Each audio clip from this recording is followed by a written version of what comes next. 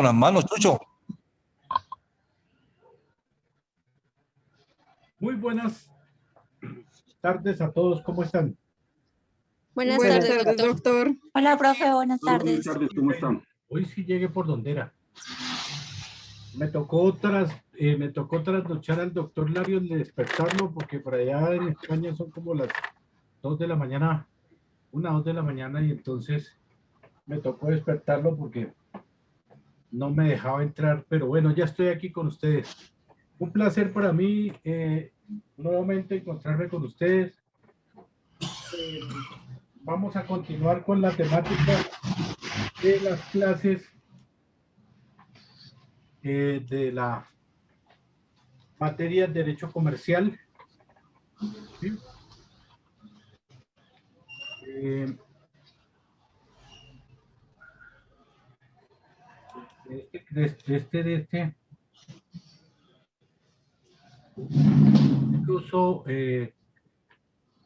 De este curso está Barrios, Guzmán, Nereida. No, mentiras, no. Este curso es el otro curso. Listo. Entonces con ustedes vamos a ver contratos, contratos como no, sociedades comerciales, ¿no? Sí, doctor. Sociedades comerciales, exacto. El tema para hoy, la exposición sobre el tema que nos dejó el doctor Larios para hoy es el contrato de mutuo. Profesor, hoy nos toca el tema de personificación de las sociedades. Personificación de las... Somos el grupo número 3 y vamos a hablar de ese tema. Listo. Entonces, les voy a pedir el favor que a medida que van llegando se me vayan registrando en el chat, ¿sí? Con nombres y apellidos, para que no nos pongamos a llamar lista y todas estas cuestiones, porque no me gusta eso de demorarnos en estas cuestiones de esperar a ver si de pronto tomar lista no me gusta. Entonces se me anotan a medida que van llegando nombres y apellidos. Ya mañana me sentaré yo a sacar el listado de asistencia y miramos a ver quiénes no vinieron a la clase de hoy. Nos decía la compañera Claudia Vargas sobre el tema de hoy, personificación. Sí, profesor. Listo. El grupo de nosotros es el grupo número 3 y el tema que vamos a compartir para todos los compañeros se llama personificación de las sociedades. Entonces, en este momento me voy a disponer a compartir las diapositivas. Listo. Entonces. ¿Listo? Listo. Bueno, yo soy, el profesor pues no nos conoce, mi nombre es Claudia Vargas y inicio la exposición hablando sobre la personificación jurídica de las sociedades, donde dice que esta hace alusión en el momento que surge un ente o persona jurídica diferente a los socios o al constituyente según sea el caso. En la personificación jurídica vamos a ver la separación total de lo que es una persona jurídica, que es totalmente diferente a lo que es como persona natural, disculpen. Determinarlo resulta relevante, hablar sobre esta separación resulta muy relevante, toda vez que a partir de allí se derivan unos efectos particulares que afectan tanto al uno como al otro en la separación correcta de lo que es el patrimonio de la sociedad o de las personas que ahí lo integran, el surgimiento de atributos propios para la personalidad, en este caso que, insisto, vamos a hablar de la persona jurídica y en general el poder desarrollar en forma plena los fines económicos en los cuales se mueven espérenme que aquí esto se me dañó. Este ente jurídico.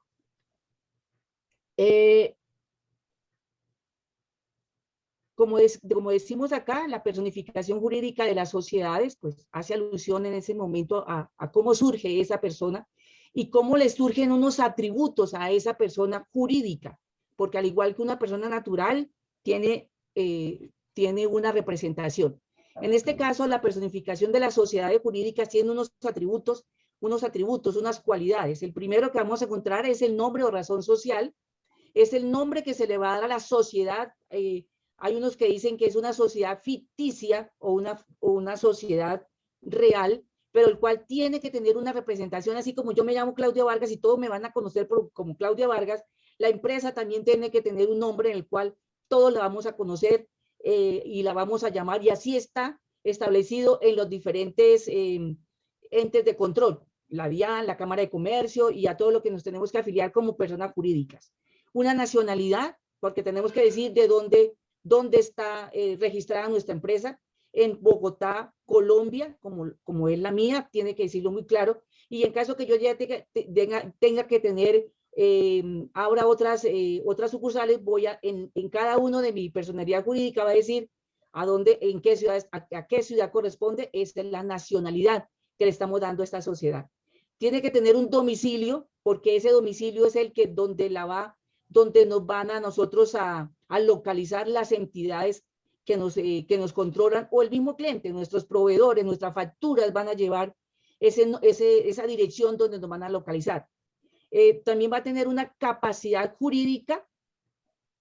En esta es la representación que tiene la empresa en toda su representación, a qué se dedica, a cuáles son sus alcances, y lógico, tiene un patrimonio que es el que básicamente es el fuerte, el que nos va a dar ese movimiento monetario para los diferentes movimientos que tenemos que hacer.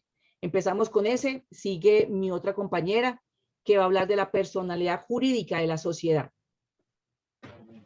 Buenas noches, compañeros. Buenas noches, doctor. Mi nombre es Cindy Cataño y le voy a hablar de la personalidad jurídica de la sociedad.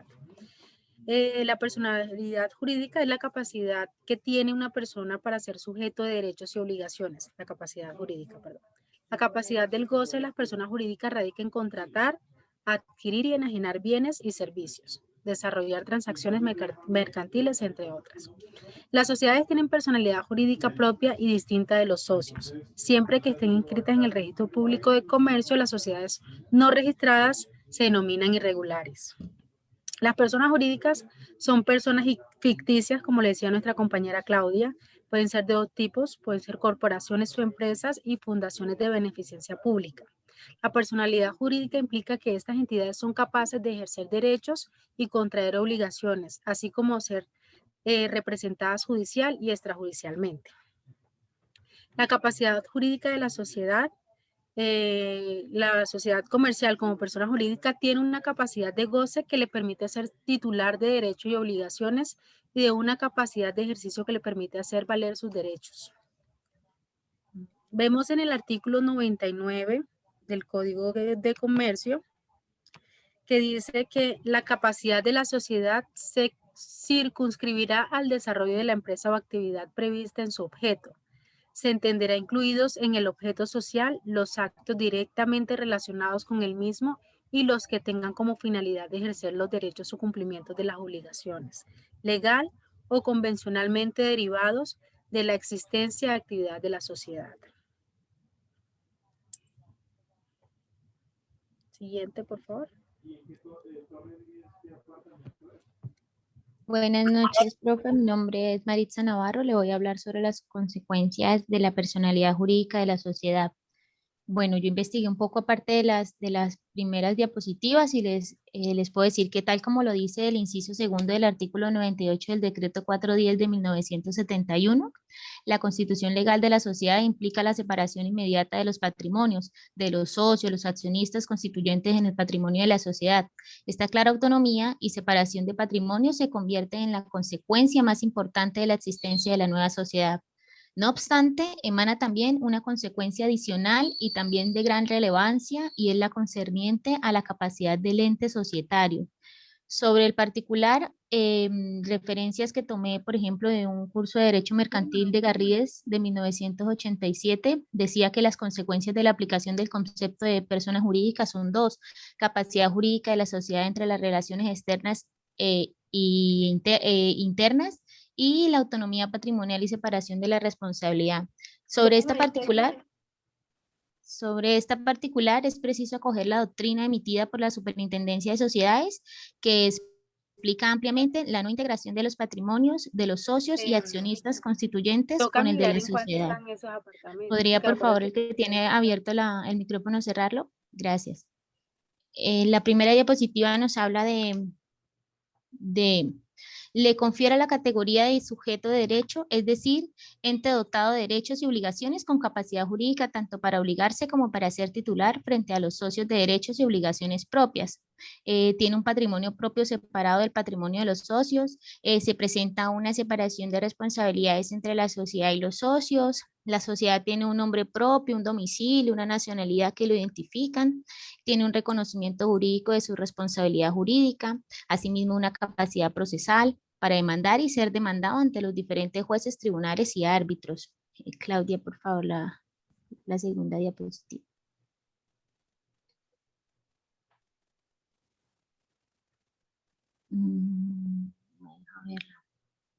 Se adquiere desde que la sociedad nace legalmente, se mantiene hasta que se liquide el patrimonio social, adquiere un nombre o razón social y tiene la capacidad de transformarse, fusionarse, ampliar el objeto social y reformar el contrato de las sociedades. Gracias.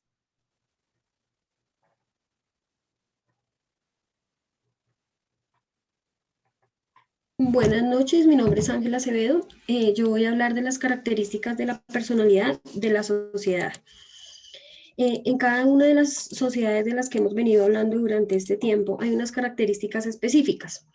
En principio, cuando se crea la sociedad se adquiere una nacionalidad, una legalización, es decir, nace como cuando nosotros nos registran, es algo equivalente. Se mantiene hasta que se liquide el patrimonio social, es decir, que durante todo este tiempo esa va a ser nuestra razón social, nuestro nombre. Se adquiere un nombre o razón social que debe ser único. El profe Larios nos había enseñado a mirar en el RUES, por ejemplo, en el caso de la Cámara de Comercio de Bogotá, porque técnicamente nuestro negocio no debería llamarse igual a ningún otro, porque si no estaríamos plagiando. Se tiene una capacidad de transformarse, fusionarse, ampliar el objeto social y reformar el contrato de la sociedad, esto durante el tiempo que dure la vigencia de la sociedad únicamente. Hay una capacidad de goce y ejercicio, se forma un patrimonio social, es decir, ya no es el patrimonio de cada uno de los socios, sino se forma un patrimonio social exclusivo de la sociedad. Esta persona jurídica puede ser civilmente responsable y estas finalidades no son únicamente comerciales. También cuando se crea una sociedad se hace por medio de unos estatutos. Los estatutos son las reglas referentes a la organización y al funcionamiento de esta sociedad, los cuales a su vez deben llevar una serie de datos como son el nombre, el domicilio y la nacionalidad de cada uno de los socios, el objeto de la sociedad, su razón y denominación social, o sea, lo que llamamos nombre, cuánto tiene presupuestado durar la sociedad, la nacionalidad de la sociedad, el domicilio de la sociedad, que es muy diferente al domicilio de cada uno de los socios. Hay una cláusula de admisión o exclusión de extranjeros, depende de cómo usted pensaba hacerse en la sociedad, el importe del capital social y lo que aporta cada uno de los socios. ¿En qué forma se va a administrar esa sociedad? Y las facultades que se le va a dar a cada uno de los administradores, el nombramiento de los mismos y las funciones que tendrá cada uno. Y asimismo la manera en que se van a repartir las utilidades y las pérdidas. Eso se hace desde el inicio porque es como las reglas que va a manejar esa sociedad. Buenas noches. Bueno, se desestima una empresa cuando se comprueba que esta empresa está haciendo operaciones fraudulentas que afectan a terceros y por lo tanto pierden ya su independencia patrimonial y la responsabilidad limitada de los socios. Es muy importante esto porque tengamos en cuenta que de acuerdo al artículo 98 del Código Comercio, pues las sociedades comerciales una vez constituidas legalmente forman una persona jurídica distinta de los socios individualmente considerados. Y cuando se desestima que una empresa como persona jurídica le hacen un velo corporativo, le hacen un levantamiento de velo corporativo, aquí los socios son los que ya empiezan a responder. Adicionalmente a esto, la desestimación de la persona jurídica consiste en prescindir o superar la forma externa de una persona jurídica. Esta figura siempre emerge en los casos en que se percibe una mala fe, un fraude, un abuso del derecho o una simulación, y cuando se forma la persona jurídica con el fin de burlar el ordenamiento jurídico. ¿Lo pasas, por favor? ¿Cómo se desestima? Entonces, la persona jurídica ejecuta una reacción a los posibles abusos de la sociedad como persona jurídica. Consiste en que el procedimiento judicialmente impuesto permite desconocer el sistema de separación patrimonial entre los socios y la sociedad, con la finalidad de comprometer las responsabilidades socios o accionistas. Esto normalmente lo hacen a través del juez o a través de la Superintendencia de Sociedades. Muchas gracias.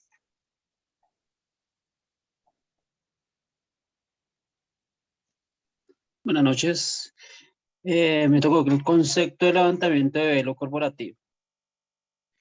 Con esta figura se suprimen los principales efectos de la personificación jurídica de una sociedad anónima y de responsabilidades limitadas.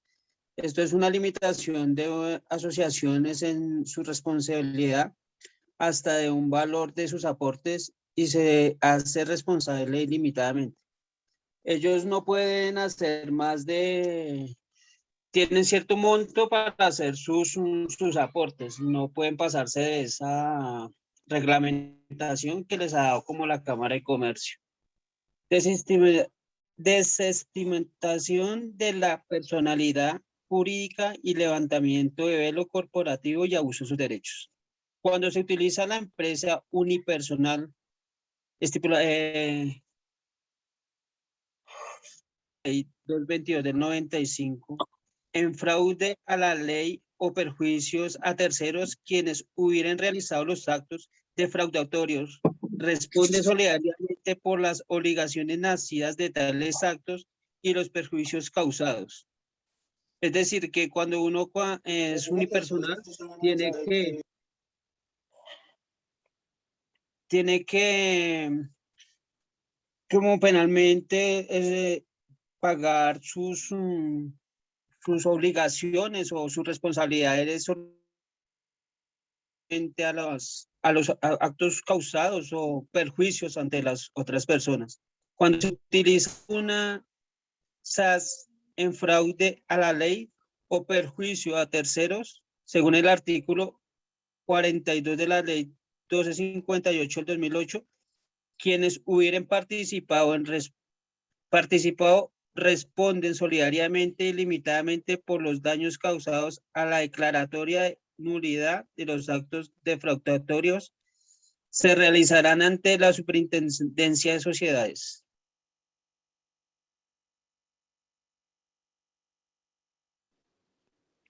Ok. Buenas noches, compañeros. Paso a ampliar el tema de atributos de la personalidad jurídica de la sociedad. Claudita al inicio les nombró pues brevemente estos atributos que son los de nombre, capacidad, nacionalidad, domicilio, patrimonio. Pues yo voy a entrar un poquito en el tema. Los atributos de la personalidad en el derecho son aquellas propiedades o características que de identidad propias, derechos en el nombre se refiere al conjunto de letras eso, o individualización de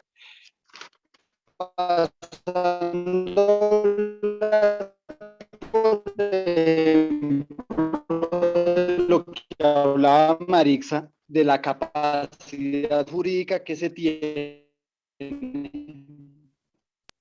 Carlos, tienes un... Sabemos que también Carlos. se refiere Carlos, tal vez si estás con el manos libres. Compañero, se le escucha mal, se le escucha entrecortado. Diferente actitud, es aptitud de la sociedad para ser titular de derechos, Doctor Carlos. y ejercer y exigir. Dime, señor. Se le escucha mal, doctor Carlos. ¿Ahí me escucha mejor? No Yo escucho perfecto. Nada. O sea, toca No que te hemos entendido nada. inicies de Ay, nuevo, espera. porque no se ha escuchado nada. Pero en este momento me están escuchando. Sí. Ahora sí, Carlitos, hágale. Ahora sí, hágale. Ok, ya me ubiqué mejor. Discúlpeme porque ya había, mejor dicho, la superexposición de mi vida. No le pare ahora, Ok, empieza continúo. otra vez. Tranquilo, empieza. Gracias, compañeros. Como Claudita nos dijo, nos dio una pincelada al principio, pues yo voy a ahondar en esos temas. Los atributos de la personalidad en derecho son aquellas propiedades o características de identidad para las propias. En este caso, pues son sociedades como titulares de derechos de los que tienen, pues obviamente, derecho y obligaciones.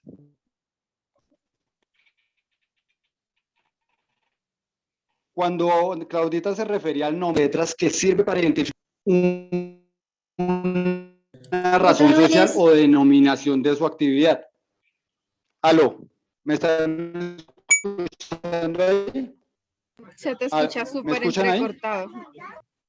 No, pero yo estoy bien ubicado. Carlitos, es como cuando si quieren me dan 2 minuticos, me dan 30 segundos y me ubico mejor. 30 segundos, por favor. Dale, dale.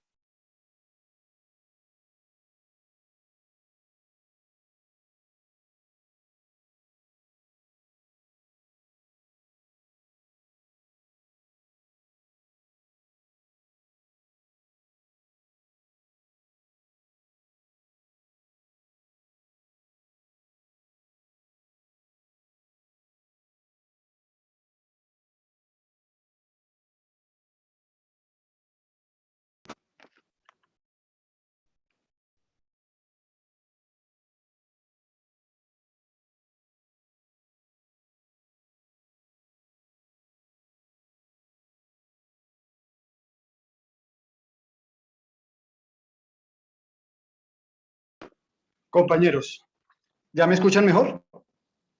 Excelente, compañero, siga. Listo, ahora sí, por favor, discúlpenme, ya me ubiqué mejor. Bueno, empiezo.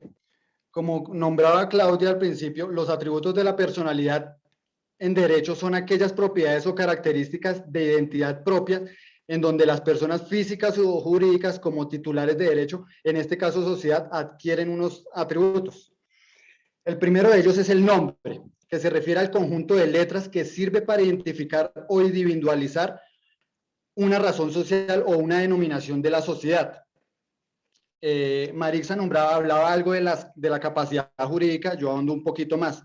La capacidad jurídica, en este caso, se refiere a la actitud con P, no con C, de una sociedad para ser titular de derechos y obligaciones, ejercer o exigir derechos y obligaciones correctamente.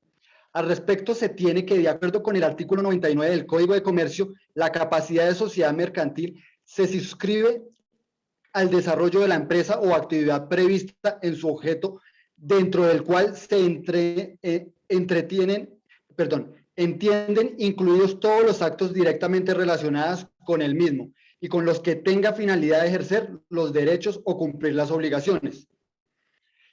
Acá pasamos al domicilio, que toda empresa o toda sociedad tiene que tener un lugar permanente físico, en el caso, pues para totalmente la correspondencia o domicilio fiscal que llamen.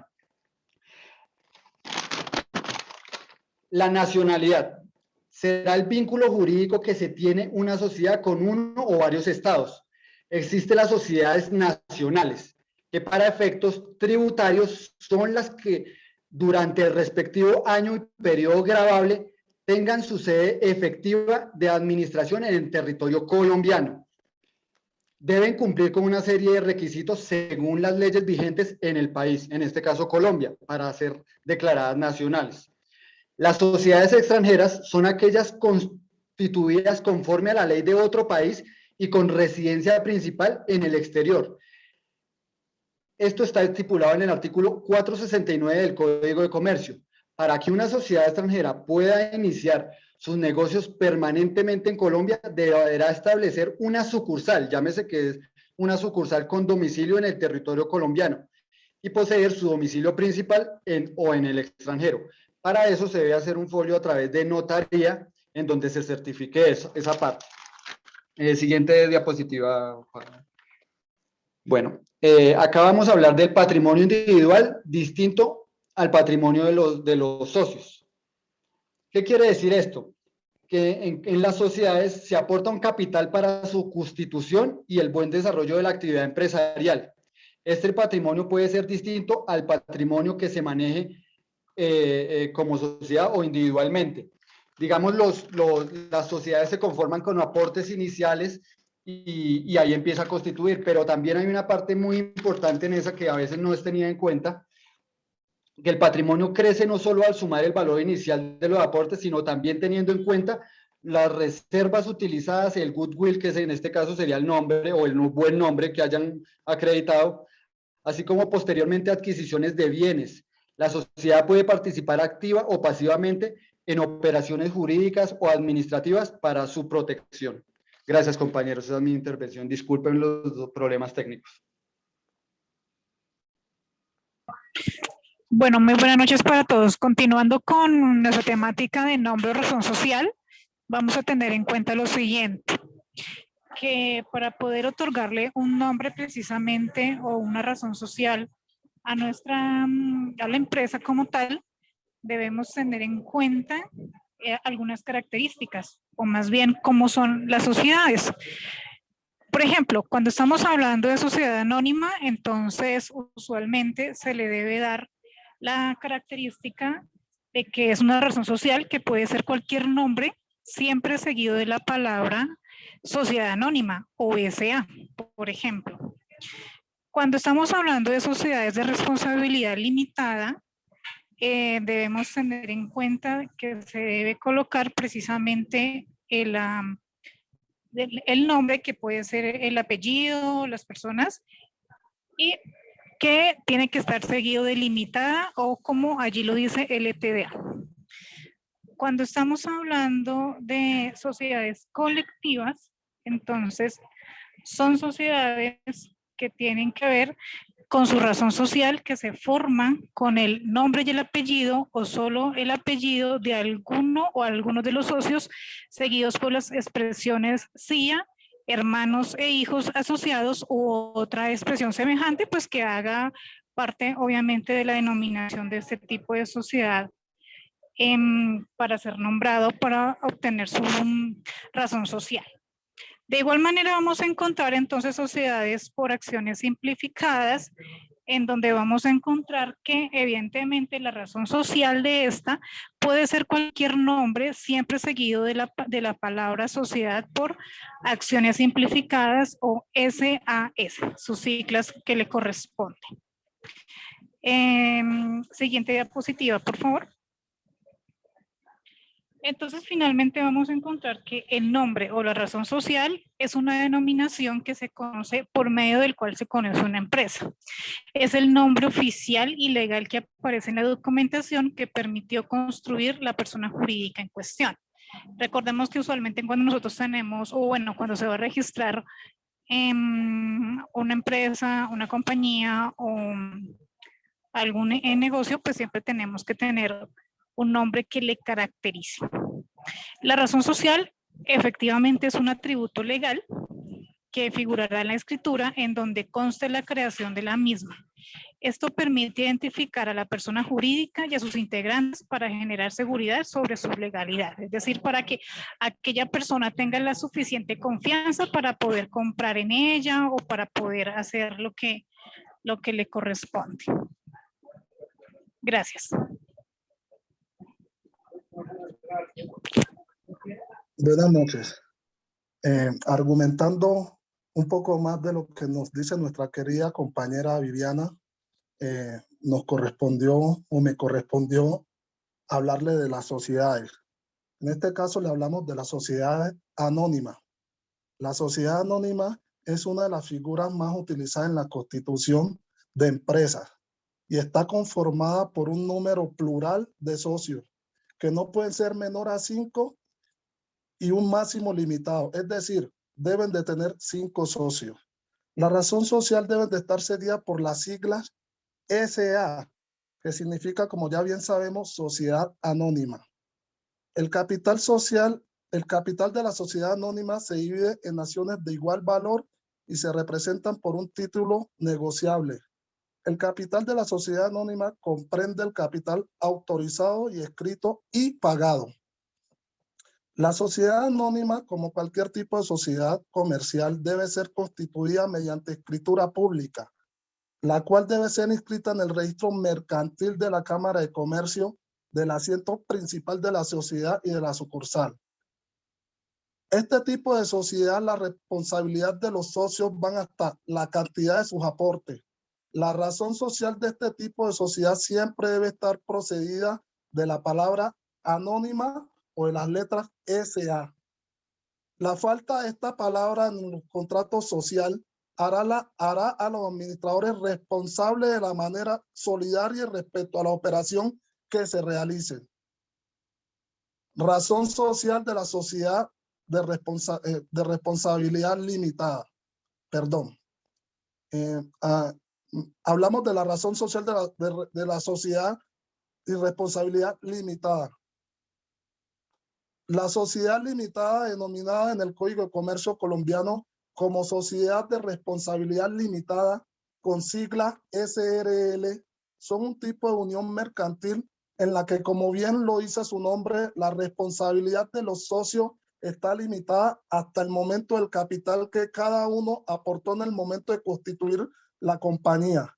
Esto quiere decir que si en algún caso eventual la empresa no puede pagar con sus propios medios las deudas adquiridas, el único patrimonio de los socios que se verá comprometido para el correspondiente a su aporte, pero en ningún momento deberán usar su propio patrimonio personal para cubrir las deudas de la empresa. ¿Cuáles son las características de las sociedades de responsabilidad limitada? Las principales características de una sociedad de responsabilidad limitada son cantidad de socios, mínimo 2, máximo 25 socios. Aunque cuando por alguna circunstancia exceda el número máximo de socios permitido por la ley, deberá disolverse. Sin embargo, cuando hay exceso de número máximo de socios permitido en una sociedad, la responsabilidad limitada ante el proceder a la disolución existida por dos opciones, las cuales son: la sociedad podrá transformarse y adoptar otro tipo de sociedad, la sociedad responsabilidad limitada o sociedad colectiva, y reducir el número de socios. Se constituye mediante escritura pública entre mínimo 2 socios y máximo 25, quienes responden con sus respectivos aportes, y en algunos casos se pueden autorizar por la responsabilidad limitada y solidaria para algunos casos de los socios. Ahora vamos a hablar de la sociedad colectiva. La sociedad colectiva es una sociedad comercial de personas cerradas, de responsabilidades solidarias e ilimitadas, y cuya administración responde a todos los socios o asociados. La constitución de la sociedad colectiva se debe constituir mediante escritura pública en la notaría. Luego debe ser inscrita en el registro mercantil de la Cámara de Socios. La sociedad colectiva debe constituirse como mínimo de 2 socios sin que exista un límite superior. La sociedad colectiva puede estar conformada por otra sociedad comercial y, por supuesto, por una persona natural. La razón social de la sociedad colectiva. La sociedad colectiva es cerrada, generalmente familiar, y por un uso, razón social suele ir acompañada de las expresiones compañía, como lo señala el artículo 303 del Código de Comercio. La razón social se formará con el nombre completo o el solo apellido de alguno de los socios, seguido de la expresión compañía, hermanos e hijos, u otras análogas. Si no se incluyen los nombres completos en los apellidos de todos los socios, podrá incluirse el nombre de un extraño en la razón social. Quien lo tolere será responsable a favor de las personas que hubieran contratado con la sociedad. Administración y representación de la sociedad colectiva. La administración de la sociedad colectiva corresponde a todos los socios que hacen parte de ella. Sin embargo, los socios pueden dar facultad y delegar, ya sea a un resto de socios o terceros, a administrar la sociedad. Cuando se efectúa la delegación de la administración de la sociedad, quien delega la imposibilidad para la realización de los negocios sociales y los delegatorios por los delegados quedan facultados para realizarlos según la ley, los estatutos sociales, pero pueden tener todas las limitaciones que de manera expresa se le imputen. Muchas gracias, compañero. Esta es mi intervención.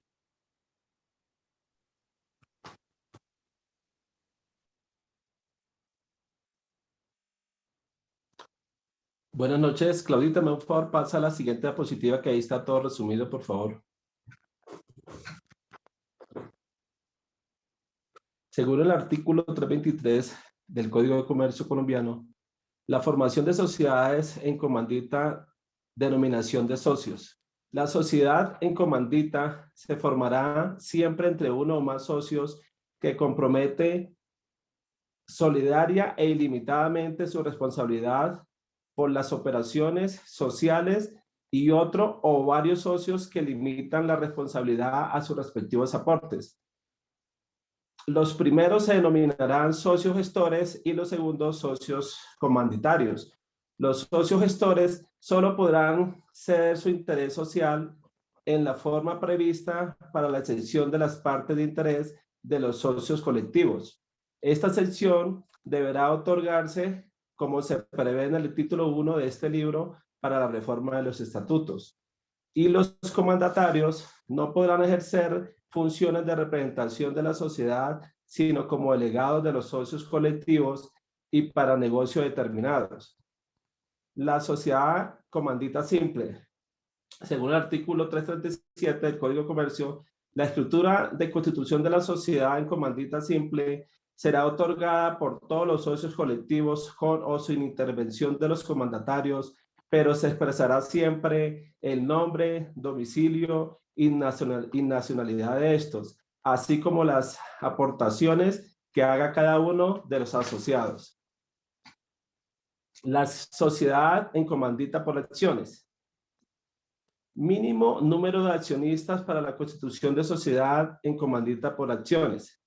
En el acto constitutivo de la sociedad no será necesario que intervengan los socios comanditarios, pero en la escritura siempre se expresará el nombre, domicilio, nacionalidad de los suscriptores, el número de acciones suscritas, su valor nominal y la parte pagada. La encomandita por acciones no podrá constituirse ni funcionar con menos de 5 accionistas. La razón social de las comanditarias se formará con nombre completo o el solo apellido de uno o más socios colectivos y se agregará la expresión y compañía o la abreviatura ICIA, seguida en todo caso de la indicación abreviada S&C o de las palabras sociedad comanditaria por acciones o su abreviatura SCA. Si es por acciones, so pena de que para todos los efectos legales se presuma de derecho que la sociedad es colectiva. Muchas gracias. El siguiente, por favor.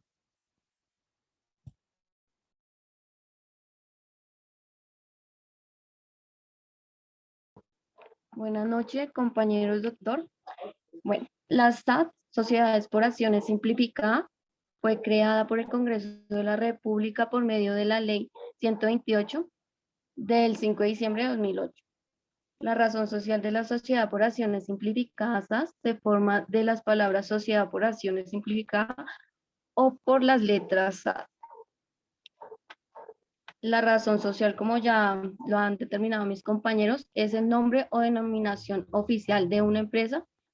Esta es la forma de nombrar a la persona jurídica y que permite identificarla de manera inequívoca. A la razón social de las sociedades por acciones simplificadas se le agregan siempre al final de su nombre las letras S a S. La diferencia entre razón social y el nombre comercial es que el nombre comercial sirve para que los consumidores y el público en general la conozcan, mientras que la razón social se utiliza para identificar de forma legal y oficial una empresa. La razón social figura en todos los documentos, y en cualquiera de sus documentos formales o legales. La razón social se emplea para usos formales, jurídicos, administrativos y no tiene por qué coincidir con el nombre comercial de la misma o con las marcas que se comercializan. Es decir, que la razón social y el nombre comercial de una empresa pueden ser completamente diferentes. Un ejemplo de ello es el grupo Nutresa, que conocemos algunas marcas como los Noé, Cremilado, Colcafé. Claudia, ¿me colaboras con la siguiente diapositiva, por favor? Bueno, el domicilio. El domicilio es el lugar donde se encuentra la sede de administración, donde opera la personificación de la sociedad y su vinculación a un estado. Debe ser verdadera propiedad, constituye el centro de la actividad jurídica y de los negocios de la sociedad. En el acto de constitución se debe especificar el domicilio principal de la sociedad y el de las distintas sucursales que se establezcan en el mismo, tales como el domicilio secundario, que corresponde a las sucursales, también llamados domicilios de elección, y los domicilios especiales, que no son otro que los acordados por las partes en los negocios jurídicos para los actos judiciales y extrajudiciales a que dieran lugar. Ahora bien, el hecho de que una sociedad sea extranjera no imposibilita la presencia de un domicilio secundario en un territorio nacional, es decir, una sucursal. Para tener más claro este tema, debemos tener en cuenta la nacionalidad que se establece en función de estos dos criterios. Uno es la ley de su constitución y dos es el domicilio. Por ejemplo, puede existir una empresa de Estados Unidos con domicilio en Colombia.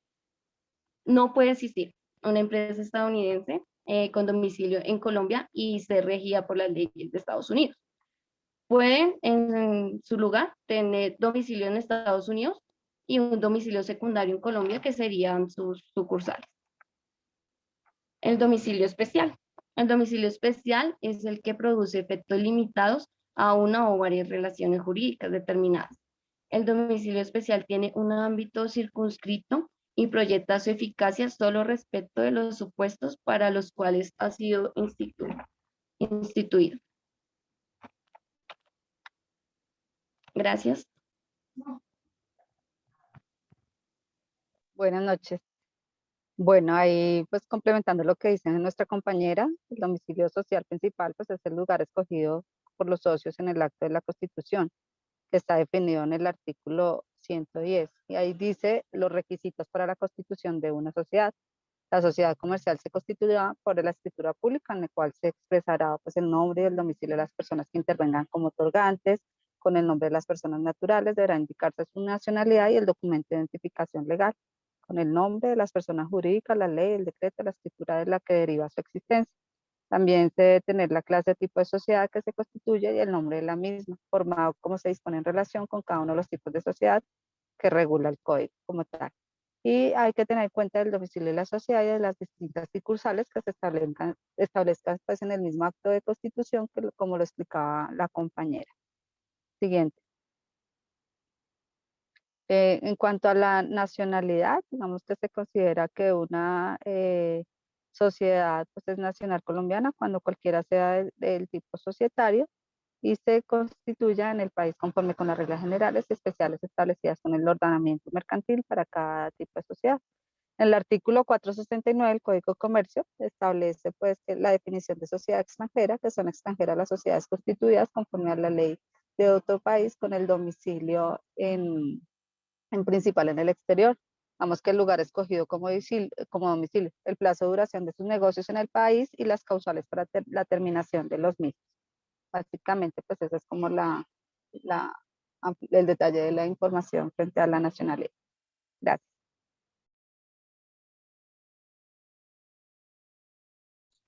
Bueno, buenas noches. En este punto vamos a hacer un pequeño paréntesis para sacar una conclusión de lo que hemos visto hasta el momento. La personalidad jurídica, junto a sus atributos, se erige como la principal herramienta utilizada por los empresarios para activar el desarrollo económico de un país, dado que a través del uso de esta figura se genera una formalización permanente de sociedades mercantiles, Los atributos de la personalidad jurídica que emanan del surgimiento de la misma se constituyen en mecanismos de identificación y protección a los empresarios. El desarrollo mayoritariamente doctrinal en Colombia de la separación de patrimonios como un atributo de la personalidad jurídica incentiva las inversiones. Se evidencia un avance inexonerable en el tema societario al permitir la constitución de sociedades sin excesos de formalidades. No obstante, se presenta valioso que los efectos de la personalidad jurídica solo se logren a partir de la inscripción de los documentos escritos o privados en el registro mercantil. ¿Qué vamos a encontrar aquí en esta parte? Primero, la parte de atributos, que es el nombre, la capacidad, el domicilio, nacionalidad, patrimonio y estado civil. Para la parte de nombre, en la parte de persona física, le corresponde al grupo de letras y palabras que sirven para identificar e individualizar a una persona. Eso en la parte física. En la parte jurídica corresponde a la razón social o a la denominada, o a la denominación. En la parte de capacidad, es la actitud que tienen las personas físicas para ser sujetos activos y pasivos de relaciones jurídicas.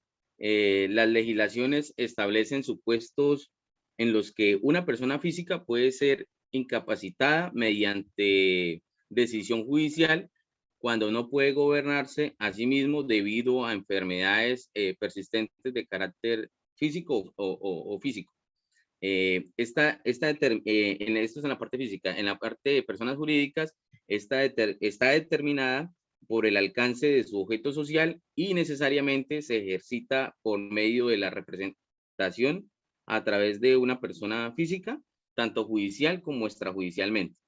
En la parte de domicilio, para las personas físicas, se refiere al lugar de permanencia del individuo. También para las personas jurídicas es el lugar físico en donde tiene su domicilio fiscal. En nacionalidad, para las personas físicas, pues no tenemos una descripción, pero para las personas jurídicas es el vínculo jurídico que tiene una persona con una o varios estados determinados. Nacionalidad, de donde sea. ¿Sí?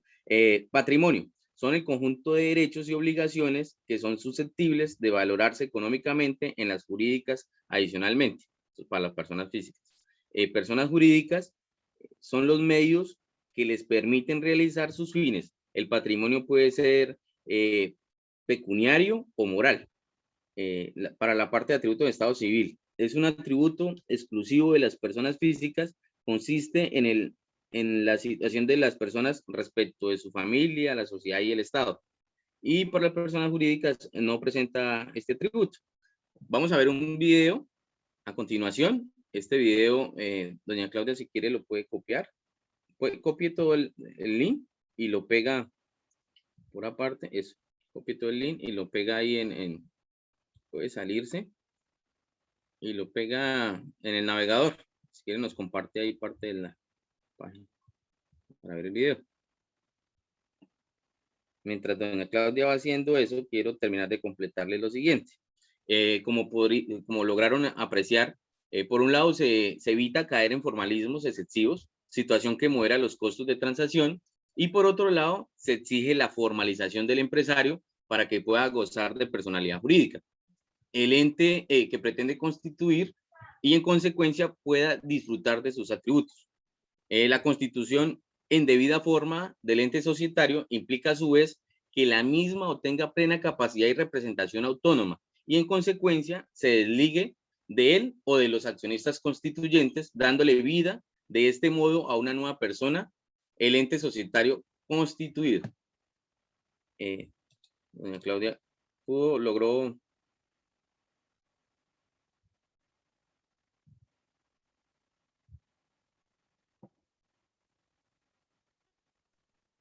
Aló. Sí. Listo. Pero ustedes están viendo el video ahí. No, la diapositiva. Toca que nos comparta, cierre esta, sí, deje de compartir y vuelva y comparta y ahí nos muestra la pantalla. Cierro las diapositivas. Sí, cierre, por favor. Listo. Y compártanos nuevamente la pantalla donde tiene el video. Uy. Muy bien, doña Claudia, excelente.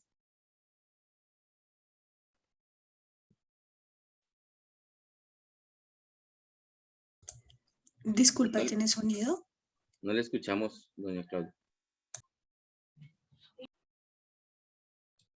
La naturaleza jurídica de la sociedad ha superado la figura clásica del contrato y hoy se concibe más como el expediente técnico para darle forma y organización a la empresa. La sociedad como persona nace a la vida jurídica con el otorgamiento de la escritura pública de constitución o con la inscripción en el registro mercantil del escrito privado de constitución cuando la ley lo permite, y se extingue con la inscripción en el mismo registro del acta final de liquidación. Durante su vigencia, es una persona jurídica distinta de sus socios individualmente considerados. Esta persona jurídica goza de la plenitud de los atributos de la personalidad, tales como nombre, domicilio, capacidad, nacionalidad y patrimonio, pero de ella no se predica el atributo del estado civil. Al tener un patrimonio propio, todos los derechos y las obligaciones se radican en su cabeza y, en la mayoría de los casos, los socios no responden por las obligaciones de la sociedad. Este beneficio ha conducido a que se presente, no con la frecuencia que se cree, un abuso de la forma asociativa con la finalidad de utilizarla como herramienta para el denominado fraude pauliano o con el fin de defraudar a terceros o simplemente como vehículo para evitar la aplicación de normas imperativas, como cuando se utiliza la sociedad para realizar actividades que le estarían vedadas a los socios como personas naturales. Como consecuencia de ello, la forma asociativa ha levantado enemigos que no reconocen las bondades que la misma representa para la economía de un país y la atacan alegando una crisis de la personalidad jurídica de la sociedad. Si bien es cierto que la figura de la sociedad puede utilizarse con fines distintos para los cuales la concibió el legislador, no es menos cierto que la ley contempla mecanismos para sancionar y subsanar el indebido uso de la persona jurídica, de la separación patrimonial y de la limitación de la responsabilidad. Esta reivindicación del concepto de la personalidad jurídica se ha hecho a través de figuras como el levantamiento del velo corporativo, con la cual se intercomunican el patrimonio de la sociedad con el de los socios, la doctrina de la subordinación crediticia, mediante la cual, en caso de insolvencia, se postergan al pago de los demás pasivos externos ciertas obligaciones a favor de personas relacionadas con la sociedad, y otras figuras del derecho común, como el abuso del derecho, la causa ilícita y la simulación. El abuso del derecho en materia societaria puede también darse al interior de la sociedad como Ahí están los jugos aquí adelante. de principio de la ley de las mayorías. Este abuso se presenta bajo tres modalidades. Abuso de la mayoría, como por ejemplo, Nayibia, apagas el micrófono, por favor. Vulneran el derecho de los socios minoritarios a percibir la utilidad. Abuso de la minoría, como por ejemplo cuando existen mayorías calificadas que no pueden alcanzarse y evitan la adopción de decisiones favorables para la sociedad. Y, finalmente, el abuso de la paridad, que igualmente impide la toma de decisiones y que puede conllevar a la disolución de la sociedad. Para contrarrestar estos abusos, la ley ha dejado claro que el interés social se ubica por encima del interés de los asociados y que toda decisión que se tome o deje de tomarse que afecte el principio del querer social puede llegar a considerarse como abuso del derecho.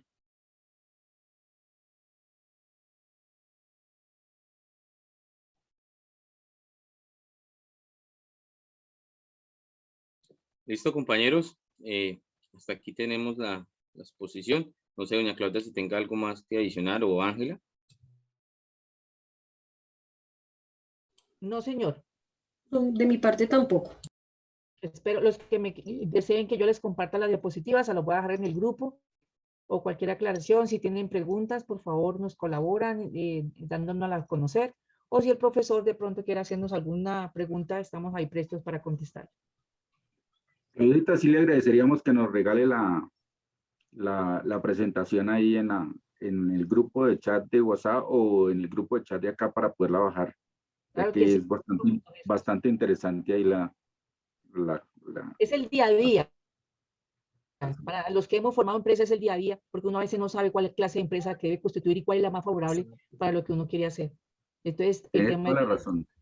Una cosa es una compañía limitada y otra cosa es una empresa con una limitación y otra con una limitación diferente que le permite en una que no le puedan tocar sus bienes y en otra que sí tenga acceso al patrimonio personal de cada uno de los socios.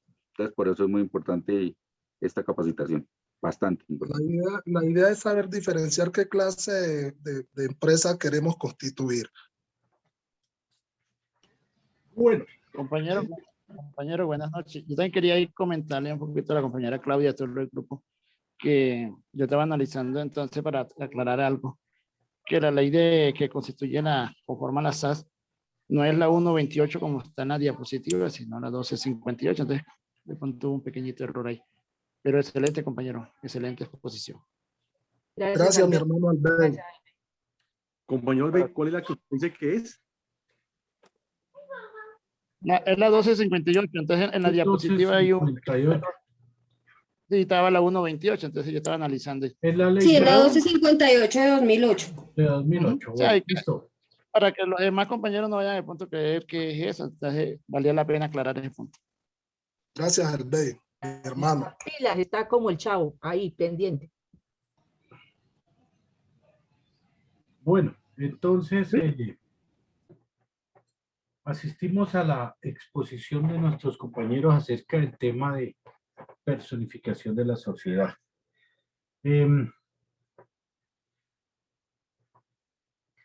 Es bueno nosotros empezar a mirar y analizar la historia de las sociedades comerciales, de dónde vienen o cómo empieza a surgir esa figura de la sociedad comercial. ¿Sí? Para eso es importante que nosotros conozcamos y nos remitamos por allá a los inicios de las sociedades y tener en cuenta que esas sociedades nacen, de esas sociedades de tipo comercial, nacen con un fin de intercambiar un producto, de comerciar unos productos, ¿cierto? Para satisfacer las necesidades de unas comunidades. Entonces, surge la necesidad de la sociedad y empieza a realizarse ese proceso de intercambio. Ese proceso de intercambio empieza a facilitar la expansión del tráfico comercial, ¿cierto? Inicialmente empiezan a intercambiar productos entre vecinos, amigos cercanos, pero a raíz de la necesidad, va surgiendo la necesidad, entonces empieza a expandirse y empieza a realizarse, a surtirse ese tráfico comercial.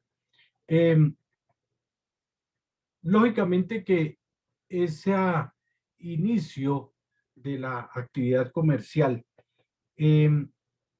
reúne una cantidad de esfuerzos, no solo de una persona, sino de una sociedad para lograr un fin determinado. Entonces, si nosotros vamos a mirar en la antigüedad cómo es el inicio de las sociedades comerciales, nosotros necesariamente tenemos que irnos al comienzo de la evolución histórica de los pueblos. Entonces, a pesar de que en los pueblos antiguos no existía una organización o no una estructura de organización,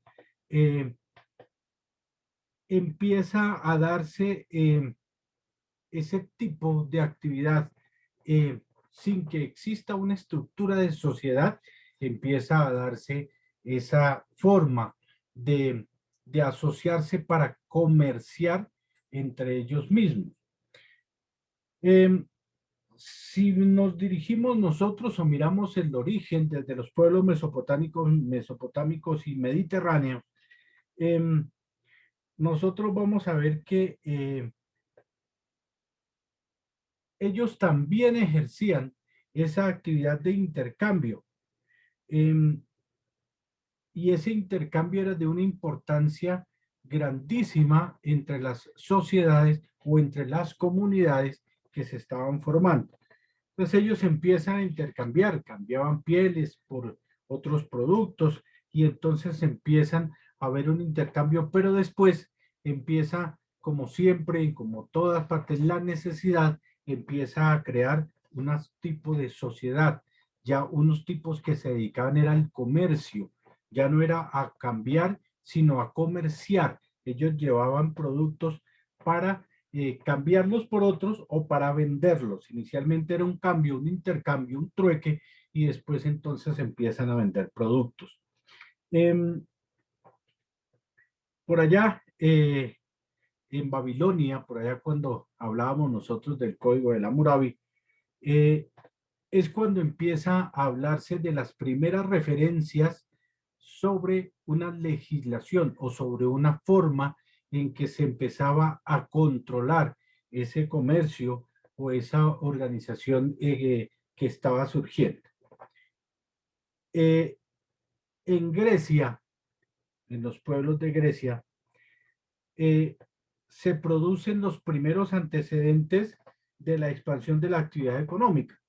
Y estos primeros asomos de la actividad económica surgen más de una actividad naviera, de una actividad naval, de una actividad del mar. Estos pueblos de Grecia antigua se dedicaban más a la navegación, al mar, a los productos del mar, y entonces ellos empiezan a desarrollar los primeros inicios de sociedades comerciales. Es donde nosotros empezamos a ver las primeras organizaciones comerciales, por allá en el siglo IV antes de Cristo empiezan a surgir.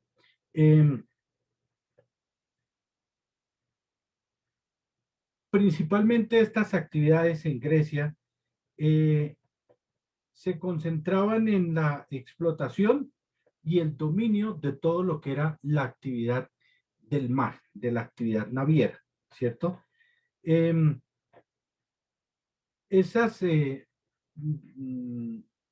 bienes, esos barcos, esos vehículos de ese entonces tenían una condición, y era que la explotación de esos actividad comercial en esos barcos podía ser o podían hacerlos todos los integrantes de la sociedad. O sea, hablaban de una actividad colectiva. Entonces empieza a desarrollarse una actividad colectiva, pero también empiezan a crearse entre ellos las sociedades colectivas para adquirir los barcos, ya no para ser empleados de ellos, sino para ellos comprar se asociaban 4, 5 o 10 para comprar un barco, y entonces empiezan a hacerse las primeras asociaciones colectivas, donde los socios de esas actividades compartían el riesgo y compartían la ganancia.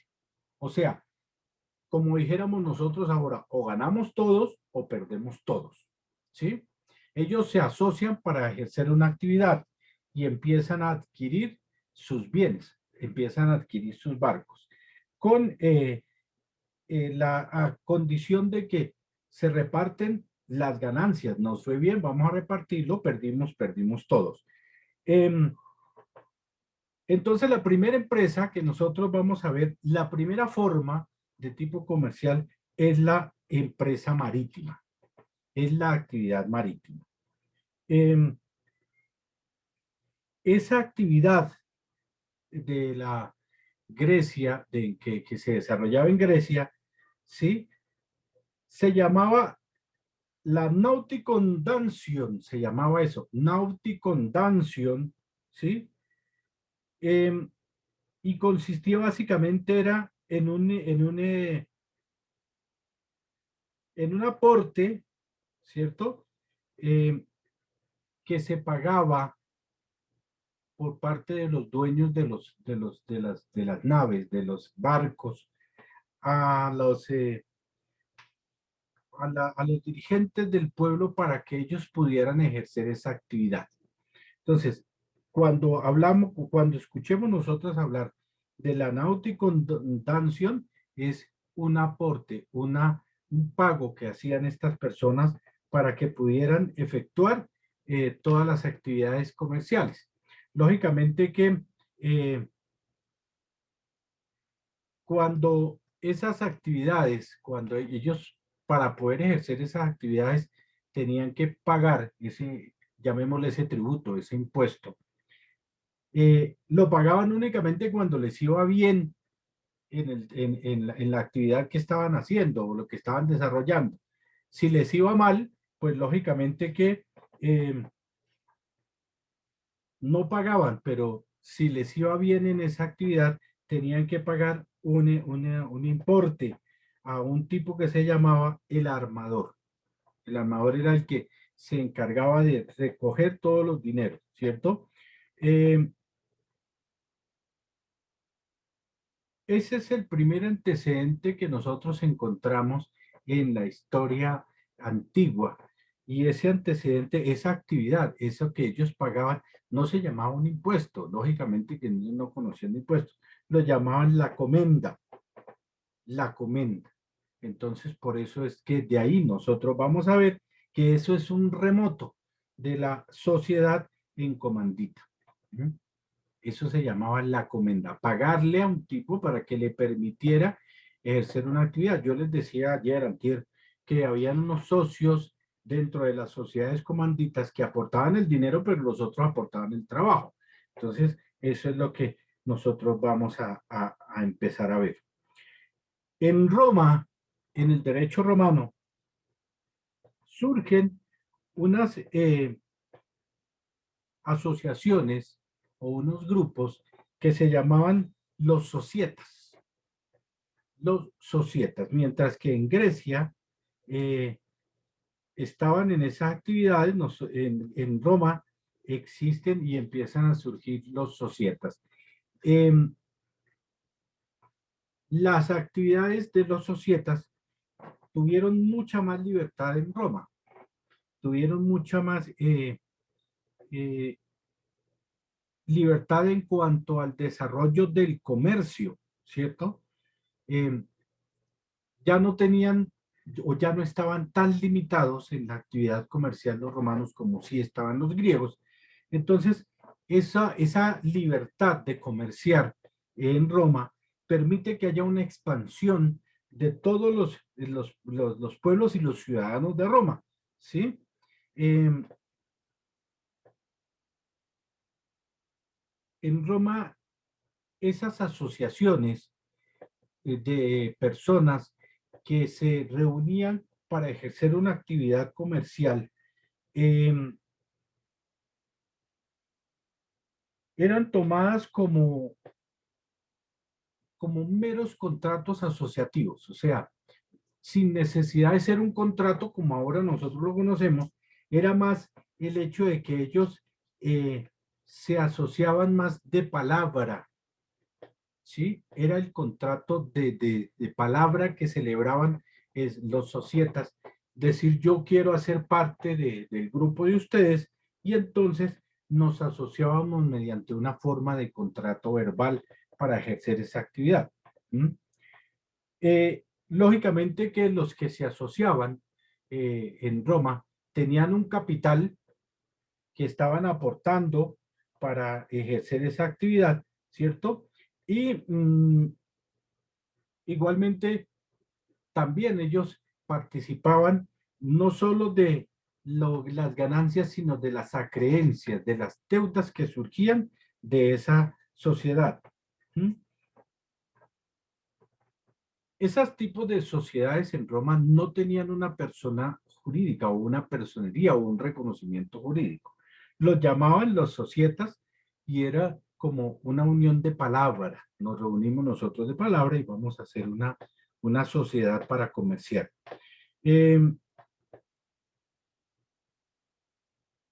Cuando se moría alguno de los que conformaban el grupo, la societa, cuando uno de esos tipos moría, inmediatamente se disolvía la sociedad, ¿sí?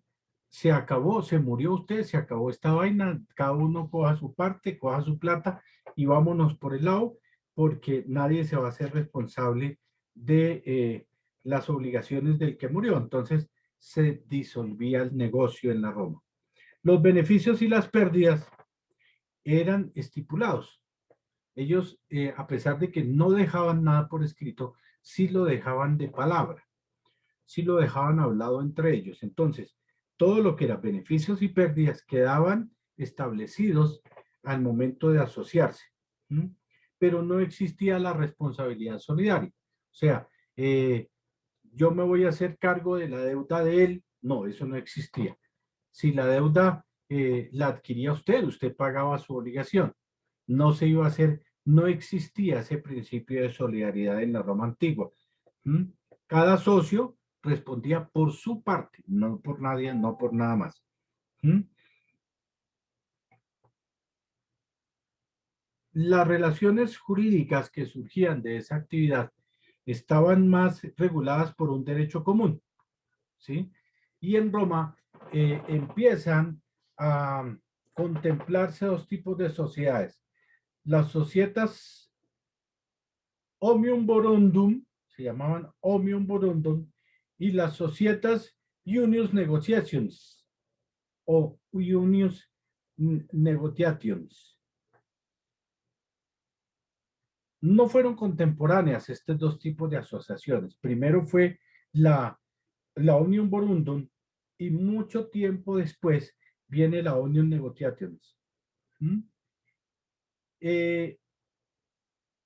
La primera, la Omnium Borundum, era de más de un tipo familiar, era una asociación de tipo familiar, ¿sí?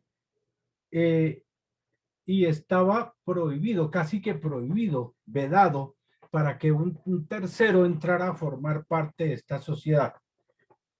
Era una cuestión muy cerrada, era una sociedad de tipo familiar en la que solo podían participar los miembros de esa familia. La Omnium Borundum, la Omnium la Omnium Negotiations sí era conformado por diferentes personas que tenían la voluntad de asociarse, que querían asociarse y no necesitaban pertenecer a una familia, ¿sí? En la primera asociación, la de tipo familiar, el capital, el dinero era de toda la familia, mientras que en la tipo de la sociedad, la Omnium Negotiationis, en esa, cada uno llevaba el capital con el que iba a aportar a la sociedad. Más adelante en las formas de asociativas del medioevo o las medievales, ahí nosotros podemos encontrar o podemos ver la configuración más antigua y aproximada de la sociedad comercial, ¿sí? Fue en el transcurso de la Baja Edad Media que empiezan a surgir los grandes bancos y las compañías marítimas en Italia y las sociedades familiares en Alemania.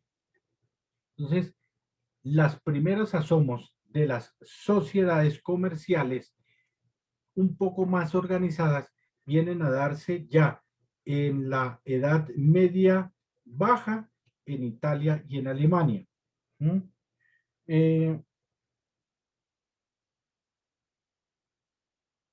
En la Edad Media, cuando empiezan a producirse las invasiones bárbaras, empieza a producirse también una despoblación de los grandes centros urbanos, o sea, empiezan las invasiones bárbaras, la gente empieza a abandonar las ciudades que estaban en ese momento surgiendo y entonces empieza a quedar esos centros urbanos, esas ciudades desocupadas. Y para poder subsistir, estas personas vuelven ya no a ejercer una actividad comercial, sino vuelven casi al inicio de lo que fue el inicio de la sociedad. Vuelven otra vez a la casa y al pastoreo. O sea, ya no se empieza a expandir tanto la actividad comercial porque el pueblo empieza, la sociedad empieza a tener un retroceso y vuelven otra vez casi que a los inicios de la sociedad, vuelven otra vez a lo básico, a cazar, a pastorear animales, ¿cierto? Eso viene por allá de los siglos V al siglo VII, más o menos, cuando está llamémoslo, ese estancamiento, esa paralización del desarrollo de la actividad mercantil. Entonces, cada uno de los territorios que antes eran territorios prósperos por el comercio, tienen que empezar a formar o a buscar una forma de autoabastecerse ellos mismos. Anteriormente se ejercía una actividad comercial, pero a raíz de las invasiones bárbaras, entonces el pueblo tiene que empezar a mirar a ver cómo va a hacer para sobrevivir, para abastecerse. Entonces se dedican a la caza, al pastoreo, al cultivo, nuevamente vuelven otra vez. Ya en el siglo XIII, estamos hablando de las asociaciones medievales. En el siglo XIII llegan a la finalización las invasiones bárbaras y vuelve a haber un crecimiento de la población, ¿cierto? Y ahí vuelve a empezar otra vez el comercio, el impulso de esa actividad comercial. Al empezar ese impulso, al volver otra vez a robustecerse la actividad comercial, vuelve otra vez a expandirse todo lo que es la economía, pero esa economía no se realizaba. Los pueblos se dan cuenta de que era más beneficioso ejercer o desarrollar una actividad económica de tipo marítimo, porque eso les permitía ir hasta más lejos, hasta otros países, a otros continentes, a otros lados, a ejercer una actividad comercial. ¿Sí? Entonces, fue la actividad marítima la que permitió la expansión de los grandes pueblos. En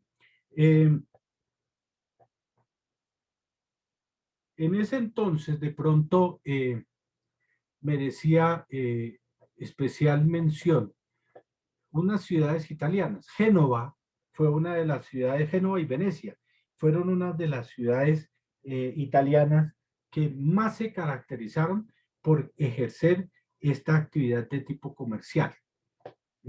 Fueron ellos casi los pioneros de esa actividad, llamémoslo en ese resurgimiento de la sociedad, una vez en el siglo XIII, una vez se terminan las invasiones bárbaras.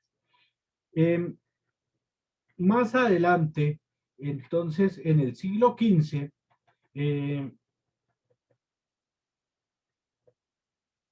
en Génova, Italia, empiezan a darse los primeros asomos de los préstamos de dinero, de los préstamos bancarios, no banco como nosotros lo concebimos ahora, pero ya empiezan a darse unos primeros asomos de préstamos bancarios. Entonces nace una sociedad comercial de tipo casi moderna, porque empiezan a darse esas características de préstamos bancarios. Y nace, básicamente, es de una actividad que ejercían los religiosos, los sacerdotes, que eran los que tenían la plata. Entonces nace una vaina que se llamaba la banca de San Gregorio, que ellos eran los que tenían la plata y eran los que empezaron a prestar la plata para que empezaran a desarrollar una actividad comercial en Génova, Italia. Entonces,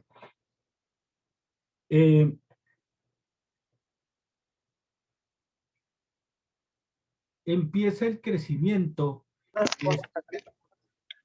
Native, ¿me tienes que decir algo? Bueno, empieza el crecimiento de esta actividad del préstamo de la sociedad mercantil. Entonces, empieza a extenderse por toda parte esa misma actividad. Empiezan a darse cuenta de que era bueno prestar la plata. Y entonces empiezan a surgir en otras partes las mismas actividades mercantiles bancarias, prestar la plata. Y ya les digo, eso lo hacía era básicamente la iglesia, los curas, que eran los que tenían la plata. Y hasta los estados, hasta el mismo estado venía a pedirle plata a los sacerdotes cuando estaban así como mal, entonces iban y le pedían plata a los sacerdotes, ¿cierto? Ese banco de San Giorgio constituye casi un primer antecedente relevante para la conformación de la primera estructura social, lo que nosotros llamamos la sociedad anónima. Es la primera asomo de una sociedad anónima. El Banco de San Giorgio, siglo XV. En Alemania surgen otras formas asociativas que también tenían un carácter netamente familiar. En Alemania nosotros encontramos un tipo de sociedad que se llamaba la Magna Societas. Magna Societas Alemanorum se llamaba en ese entonces. Y tenía como actividad principal el comercio al por mayor. Pero ellos comerciaban no a nivel local, sino ya era a nivel externo. Ya ellos exceden y salen de las fronteras de ellos y empiezan a llegar a otras naciones a ejercer esa actividad comercial. En Alemania ya no, ellos no van a vender, ellos no van a venderle al vecino de acá, sino que ellos van y venden más lejos. Ellos ya se van para otras naciones a ejercer su actividad.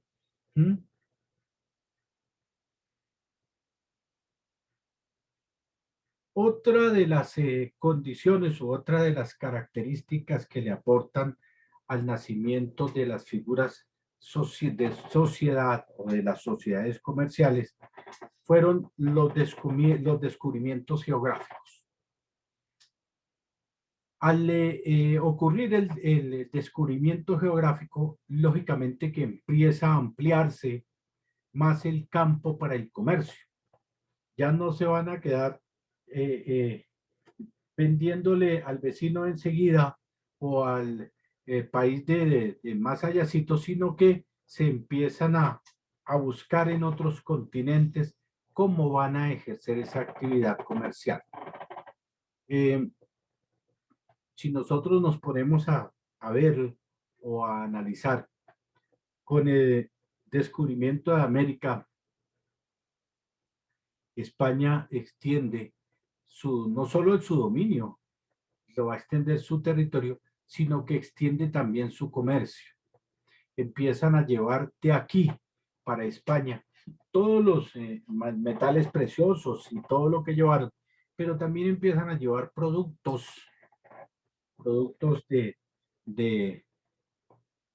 que en Europa no se conocían, que en esa Europa antigua no tenían ni idea. Entonces ellos empiezan a llevarlos y empiezan a comercializarlo. Por allá no tenían ni idea de cómo eran las yucas, no tenían ni idea de lo que eran las frutas tropicales de acá, el banano y todas esas cuestiones. Entonces los empiezan a llevar para comercializarlo allá, para venderlo allá, y entonces se dan cuenta de que eso es, dijéramos nosotros actualmente, un buen machete. Entonces, al darse cuenta de que eso era un buen machete, entonces ya no es una sola empresa la que va a ejercer la actividad comercial, sino van a ser muchas empresas que van a empezar a llegar a llevar los productos para empezar a comercializarlos allá en Europa.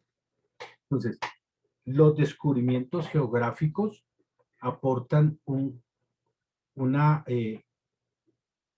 capital importante, una forma importante para el crecimiento de las sociedades. A partir del siglo XV, el capital con el que trabajaban esas empresas empieza a tomar un desarrollo importante para el comercio. Lógicamente que el que más plata tuviera era el que más lejos podía llegar. El que más plata tuviera era el que más viajes podía hacer. Si usted no tenía mucha plata, hombre, pues usted puede viajar, viaja por ahí cada una vez al año o 2 veces al año. Pero si usted tiene harta plata, lógicamente que usted podía hacer más viajes, tener más naves, más navíos para ejercer la actividad comercial y entonces asimismo podía usted vender y aumentar su capital. Entonces, el capital fue importante para el desarrollo de las sociedades en el siglo XV. Entre más plata tuviera, más era el crecimiento económico. Con los descubrimientos geográficos, empiezan a nacer otro tipo de asociaciones, otro tipo de formas asociativas, ¿sí?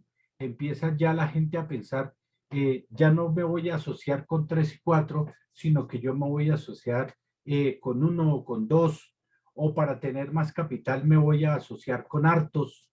Entonces empiezan a surgir otras formas de asociaciones, ¿cierto? Y al surgir o al crearse ese otro tipo de asociaciones, lógicamente que empieza a crecer el capital de esas sociedades. Entre más socios tuviera el grupo, entre más personas estuvieran conformando esa asociación, más plata iba a tener esa sociedad, ese grupo de personas. En 1602, avancemos un poco, se crea la Compañía Holandesa de las Indias Orientales, ¿sí? Que la conformaban 8 sociedades de navegación. 8 sociedades de navegación. Y en Francia se crean lo que se llamaba la Compañía de las Indias Occidentales y de las Indias Orientales en 1664. Entonces, ya vemos nosotros que empiezan a crearse sociedades en Europa, en Francia y en Holanda empiezan a crearse sociedades con el fin de venir acá a las Indias, que ellos nos llamaban o nos consideraban las Indias orientales y occidentales, a comercializar, a llevar productos. Lógicamente que de allá traían productos para vender acá. Estamos hablando de 1602 y 1664.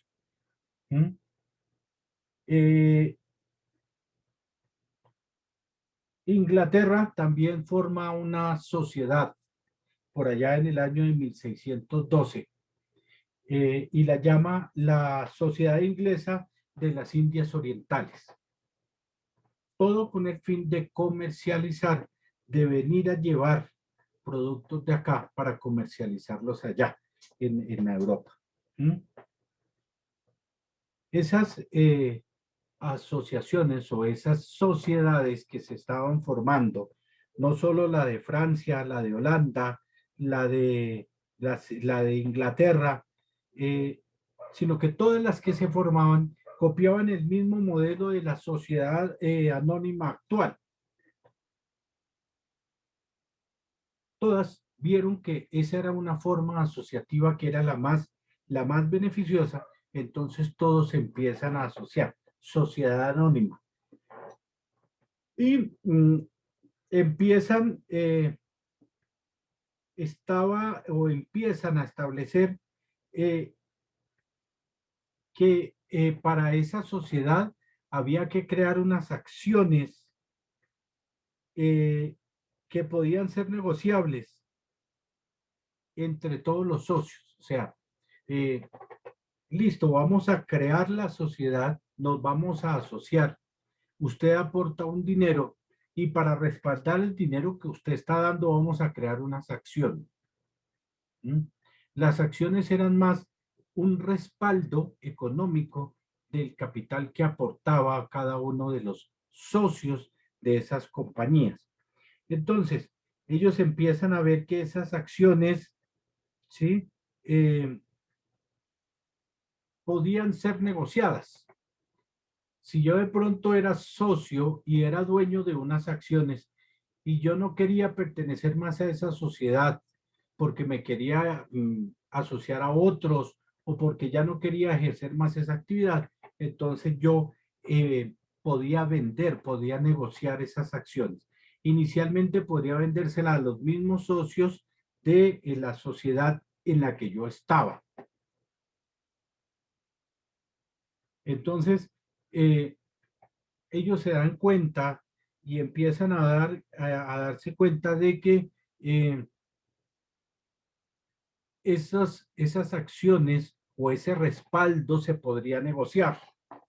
Y entonces, al ver que eso tiene un valor económico, entonces empiezan como a invertir con más seguridad, porque ya tenían el concepto claro de que no iban a perder su plata y que su plata estaba respaldada y que en cualquier momento en el que ellos se quisieran retirar, pues vendían las acciones que cada uno tenía dentro de la compañía y se podía retirar de la sociedad. Viniendo nosotros a un poco más adelante, en 1807, surge el Código de Comercio francés, 1807. Y el Código de Comercio francés es el primer cuerpo normativo que consagra una regulación o una legislación de la actividad comercial. El Código de Comercio francés. Más adelante llega el Common Law y llega la English Corporation Law, que eran las primeras compañías inglesas que se crean a través de una cuestión que se llamaban las cartas reales o bienes de leyes especiales del Parlamento. Y que estaban destinadas básicamente para servir al Estado para comerciar con los territorios descubiertos por la corona británica. Entonces, Inglaterra también crea su propio sistema de comercio. El Parlamento, el Estado, crea su primera forma de asociación de comercio mediante la English Corporation Law, ¿sí? O las leyes corporativas inglesas. La característica era que esta actividad solo la ejercía el Estado para comerciar con los territorios que habían descubierto la corona británica. Cuando una empresa o una compañía o una asociación quería ejercer esa actividad comercial, tenía que pedirle una autorización a la corona británica para que pudiera ejercer el comercio internacional. Eso no era de que yo me voy, yo consigo un barco y me voy a traer mercancía, no, yo tenía que tener autorización de la corona británica para poder intercambiar productos, para poder ejercer el comercio en los territorios que había descubierto, que había colonizado la corona británica. Más o menos es como lo que existe el día de hoy, ¿cierto? en relación con la DIAN y con el comercio y con autorización para comercializar. Exacto, Jesús. Es que básicamente la autonomía de otorgar el permiso de comercio se lo reserva el Estado. Si usted va a traer un producto de los Estados Unidos o de Europa, tiene que pedir permiso, tiene que pagar unos importes y tiene que tener una autorización para usted ejercer. Si usted va allí nomás a Panamá a comprar algo para venir a venderlo acá, tiene que tener autorización del gobierno, porque o si no, le dicen que eso es ilegal y que es contrabando y entonces se lo van a quitar y se lo van a decomisar. Veamos que eso venía ya desde los siglos XVI y XVII. Estoy hablando de por allá del año 1600, más o menos, que ya el Estado era el que otorgaba los permisos para importar a las sociedades, pero no se lo otorgaban a Milton Escobar ni a Jesús Gómez. Era que usted para poder pedirle permiso a la corona británica para comercializar tenía que demostrar que usted estaba asociado con otras personas y que tenía el capital suficiente para ejercer esa actividad, ¿sí? Porque lógicamente tenía que pagarle un tributo a la corona y la corona no iba a perder nada. Ellos tenían que autorizarle a usted, pero siempre y cuando hubiera plática, o si no, no vaya por allá, mi hermano. ¿Listo? Esa es la breve historia de cómo se conforman las sociedades, ¿sí? Doctor, una preguntita. ¿Qué hubo, Wilfredo? Dentro de los societas que nacieron allí en Roma, se dice que no había persona jurídica como tal y el trato comercial pues era de palabra, ¿no? Aún Sí. vemos que existe en nuestra sociedad, en nuestra actualidad, el trato de palabra, pero no existía esa responsabilidad solidaria a la vez, cosa que hoy sí lo vivimos. Existe la responsabilidad solidaria.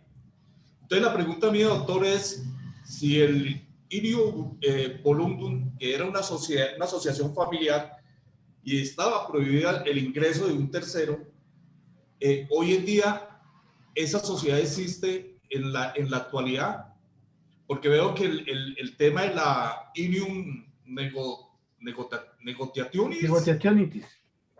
Sí. Ahí sí cada uno podía llevar su capital. Claro. Eso lo vivimos hoy en día. Claro, sí. Hay unas sociedades que son abiertas y unas sociedades que son cerradas. Nosotros encontramos una sociedad limitada, ¿sí? En la que se condiciona un número de socios que puedan pertenecer a esa sociedad, ¿cierto? Mientras que en los otros tipos societarios, ya lo decían los compañeros, una de las condiciones o una de las características es que, por ejemplo, en la sociedad de responsabilidad limitada, el número de socios mínimo son 2 y va hasta 25, ¿cierto? Pero, por ejemplo, en la sociedad anónima, ¿cierto? El número de socios dice que es como mínimo 5 accionistas, ¿sí? Entonces veamos que la sociedad anónima solo requiere un mínimo de 5 accionistas, mientras que la sociedad limitada nos dice que mínimo 2 y máximo 25. Entonces, no pueden ser 26. En ese tipo de asociaciones romanas, la condición era de que tenían que ser de la familia y no podía ser una persona externa. Tenía que ser como condición esa sola familia, ¿sí? Ahora, hay unos tipos de sociedades, las sociedades en comandita, que generalmente tanto la sociedad en comandita simple como la sociedad en comandita por acciones son círculos muy cerrados, ¿cierto? En la sociedad de comandita por acciones se dice que tiene que haber un mínimo de 5 accionistas, un socio gestor o colectivo, y los demás vienen a ser los socios gestores, que son los que trabajan, ¿cierto?